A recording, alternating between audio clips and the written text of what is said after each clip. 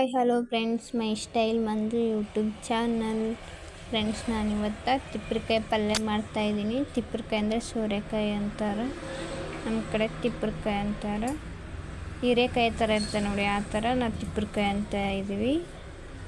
ನಮ್ಮ ಮಾಡೋ ವಿಧಾನ ತೋರಿಸ್ತಾ ಇದ್ದೀನಿ ನೋಡಿ ಫ್ರೆಂಡ್ಸ್.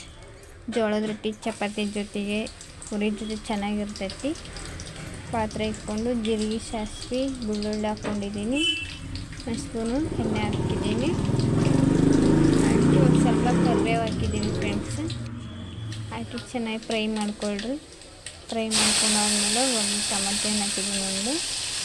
ಟೊಮೆಟೊ ಹಣ್ಣು ಚೆನ್ನಾಗಿ ಫ್ರೈ ಮಾಡ್ಕೊಳ್ಳಿ.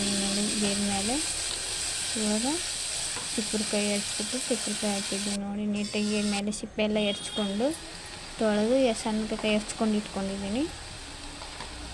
ತಿಪ್ಪರಿಕಾಯಿ ಆ್ಯಡ್ ಮಾಡಿದ್ದೀನಿ. ಒಂದು ಸ್ಪೂನಷ್ಟು ಚಿಲ್ಲಿ ಪೌಡರು, ರುಚಿಗೆ ತಕ್ಕಷ್ಟು ಉಪ್ಪು,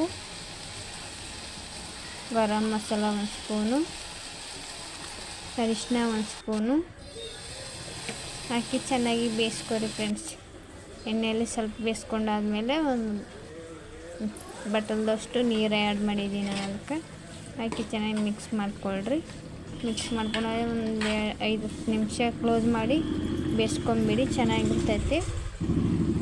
ಅದಕ್ಕೆ ಶೇಂಗಾ ಪೌಡ್ರ್ ಹಾಕಿದ್ದೀನಿ, ಕಡಲೆ ಪೌಡ್ರ್ ಹಾಕಿದ್ದೀನಿ. ಶೇಂಗಾ ಬೀಜ ಹುರಿದ್ಬಿಟ್ಟು ಮಿಕ್ಸಿಗೆ ಹಾಕಿ ಇಟ್ಕೊಂಡಿದ್ದೆ ನಾನು, ಅದಕ್ಕೆ ಪೌಡ್ರ್ ಹಾಕಿದ್ದೀನಿ. ಹೀರೆಕಾಯಿ ಪಲ್ಯ ಹಾಕ್ತಿಲ್ಲ ಆವಾಗ ರೆಡಿ ಮಾಡಿ ಇಟ್ಕೊಂಡಿರ್ತೀನಿ. ಮುಂಚೆನೇ ಪೌಡ್ರನ್ನ ರೆಡಿ ಮಾಡಿ ಇಟ್ಕೊಂಡಿದ್ರೆ ಯಾವುದಾದ್ರೂ ಪಲ್ಯಕ್ಕೆ ನಮ್ಗೆ ಇಷ್ಟ ಆದ ಪಲ್ಯಕ್ಕೆ ಹಾಕ್ಬೋದು ಫ್ರೆಂಡ್ಸ್. ಹಂಗೆ ರೆಡಿ ಮಾಡಿ ಇಟ್ಕೊಂಡ್ರೆ ಮಾಡ್ಕೊಂಡು ಇಟ್ಕೊಳ್ಳಿ ಫ್ರೆಂಡ್ಸ್, ಚೆನ್ನಾಗಿರ್ತೈತಿ. ಜೋಳದ ರೊಟ್ಟಿ ತಿಪ್ಪರಿಕಾಯಿ ಪಲ್ಯ ಮಾಡಿ ತಿನ್ನಿರಿ ಫ್ರೆಂಡ್ಸ್. ನಮ್ಮ ಚಾನಲ್ ಇಷ್ಟ ಆದರೆ ಲೈಕ್ ಮಾಡಿರಿ, ಶೇರ್ ಮಾಡಿರಿ, ಕಮೆಂಟ್ ಮಾಡಿರಿ. ಟೇಕ್ ಕೇರ್, ಬಾಯ್ ಬಾಯ್.